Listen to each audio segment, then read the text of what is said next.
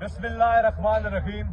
सवाबी का मौसम बदलने वाला है क्योंकि यहाँ कप्तान के दीवानों का एक जम्मे गफीर इकट्ठा होने वाला है और सबकी एक आवाज है, कैदी नंबर 804 की रिहाई।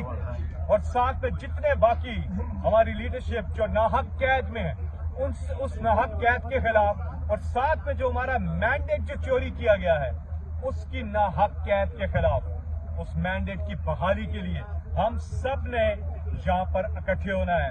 स्वाबी इंटरचेंज यहाँ पर 2 बजे से पहले आप यहाँ पहुंचे। 9 नवंबर को कल 2 बजे से पहले यहाँ पहुंचे। जबरदस्त यहाँ तैयारियां जारी हैं और जिस अंदाज में कप्तान को, इमरान खान को, इस कौम के अजीम leader, great leader of Pakistan Imran Khan को जेल में जिस अंदाज में रखा गया है, 5 दिन लगातार उनके सेल की जो बिजली है वो बंद कर दी गई थी और कौम कह रही है इनफ इज इनफ। लोग सब इकट्ठे हों, आम लोग जितने सब यहाँ पर इकट्ठे हों, क्योंकि किसी ने बाहर मुल्क से आके हमारे मुल्क को ठीक नहीं करना, हमने खुद अपने मुल्क को ठीक करना है।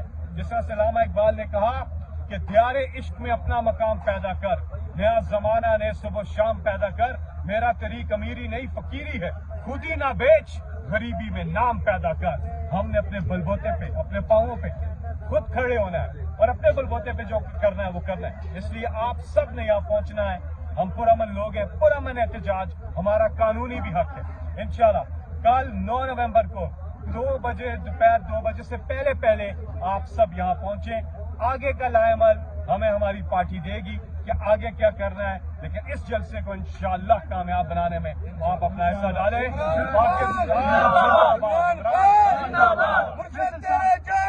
बेशुमार